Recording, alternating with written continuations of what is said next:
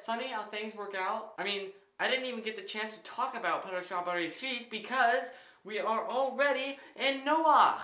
Darn, I had something I really wanted to say about Bereshit. Oh well, next year. That ought to keep you in suspense.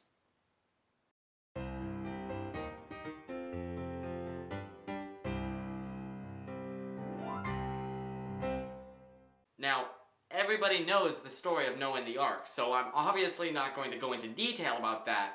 Instead, I'm going to try and show a parallel between the flood and a mikvah.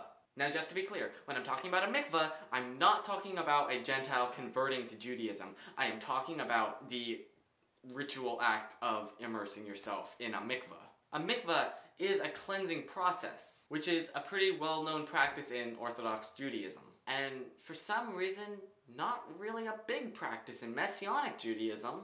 But that's beside the point. So, and we all know how the story goes. We know that the world was corrupt and men were very violent and there was just a whole lot of bad stuff going on. And God looked down and said, whoa, I don't like this. He regrets his decision to make man and he decides to wipe the earth with the exception of Noach, a tzaddik. And according to the Jewish encyclopedia, a tzaddik is defined as a person who is what he should be, or normal, fit. That conception may, without much difficulty, be recovered from some of the applications of the terms in the Bible. Weights and measures are called righteous. So with offerings, when brought in the proper manner and at the right time. When a king or judge is as he should be, he is righteous. When speech is as it should be, it is truthful. So a tzaddik is a man who follows God, which obviously Noach was. Noach feared God, and just like Adam and Chava, it says that Noach walked with God.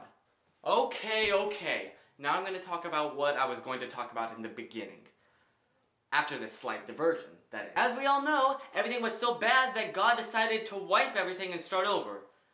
But, if he had wanted to, God could easily have just caused everything to poof and start over with a new universe, but he didn't. He decided to repair the world that he had already made. God is in the business of fixing broken things, as we humans know.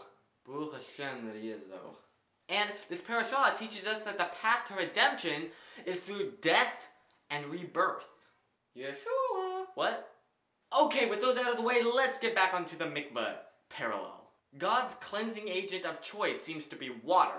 I mean, first of all, you have this whole story, and then you have the children of Israel crossing the Red Sea, and then you have Yeshua, when he was immersed. So, kind of obviously, God likes water. I mean, when the earth was originally created, it was kind of water. I seem to recall something in last week's parasha about the Spirit of God hovering over the waters. And Yeshua said, come to all those who are thirsty and drink of the living water. That's what he calls himself. And the only place you can have a kosher mikvah service is in a pool of living water. That is, water whose flow has not been obstructed in any way or shaped by man. Mikvah, living water. Yeshua, living water. Through Yeshua, our sins were cleansed. Just like the story of Noah. Because of one man's righteousness, and there was a gigantic flood that cleansed the land of its wickedness.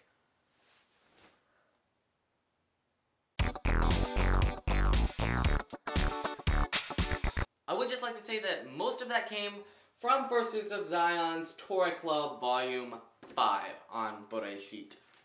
Thank you very much, FFOZ. Not that you'd be watching these. Well, I don't know. If you are, hey Aaron, Evie, Abby. I don't know. I've never actually heard it said out loud. I just read it. Seems like it'd be pronounced Eby. E-B-Y. I don't know. It seems like Eby to me. What do you think?